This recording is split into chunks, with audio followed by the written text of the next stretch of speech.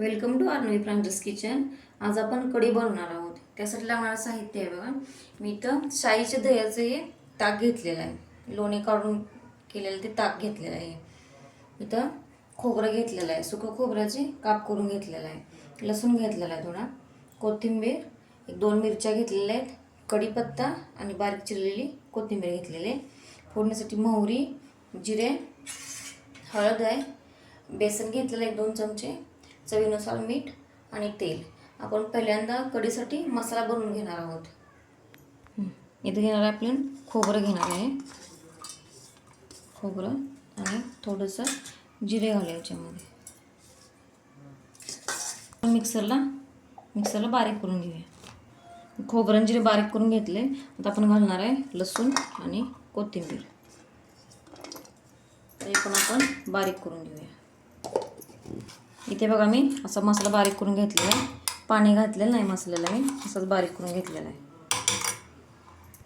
आता आपण काय करणार आहे, हे बेसन घेतलेलं आहे, याच्यामध्ये थोडंसं ताक घालून मिक्स करून घेणार आहे।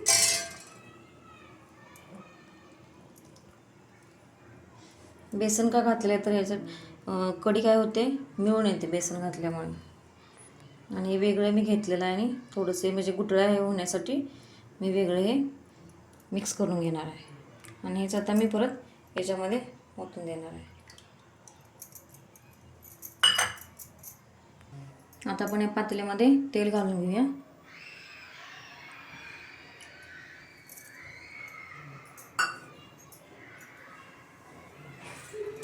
झाले की आपण घालणार आहे मोहरी,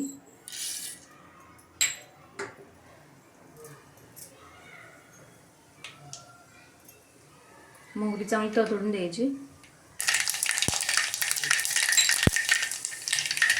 मिरची आणि कढीपत्ता।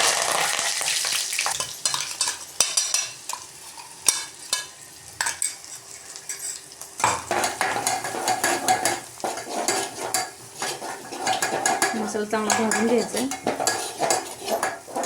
आपला मसाला छान भाजून झालेला आहे। आता आपण याच्यामध्ये घालणार आहे हळद,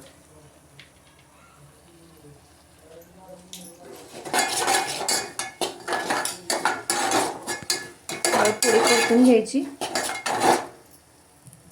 आता आपण याच्यामध्ये घालणार आहे ताक,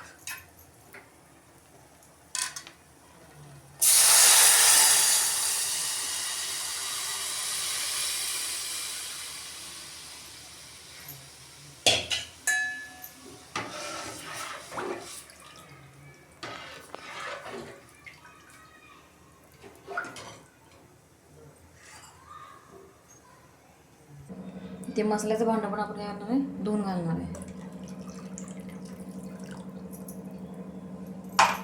चवीनुसार मीठ घालूया।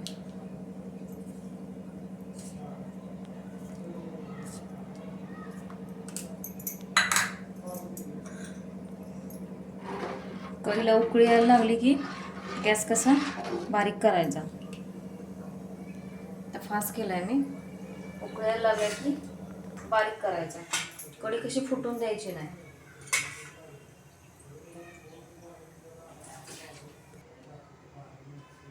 बघावं का कशी उकळी यायला लागली, मग गॅस बारीक करूया आपण। गॅस बारीक करून हे हलवत राहायचे जरा, 1-5 मिनिटं चांगली कढी शिजवून घ्यायची,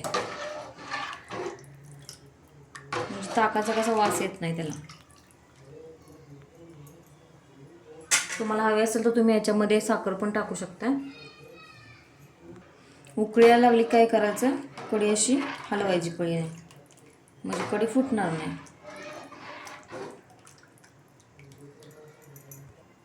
इथे बघा कढी आपली 4 ते 5 मिनिटं चांगली शिजलेली आहे। आता आपण याच्यावरती घालूया कोथिंबीर, गॅस बंद करूया।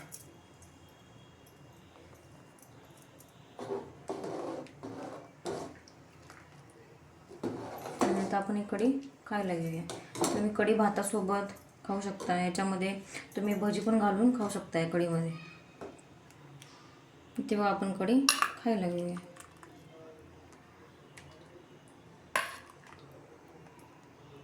हे बघा आपली कढी तयार आहे। तुम्ही अशा पद्धतीने कढी नक्की करून बघा. तुम्हाला कशी वाटते ते कमेंट बॉक्समध्ये सांगा. आणि आमच्या चॅनलला तुम्ही लाईक करा, शेअर करा आणि सबस्क्राईब करा. धन्यवाद.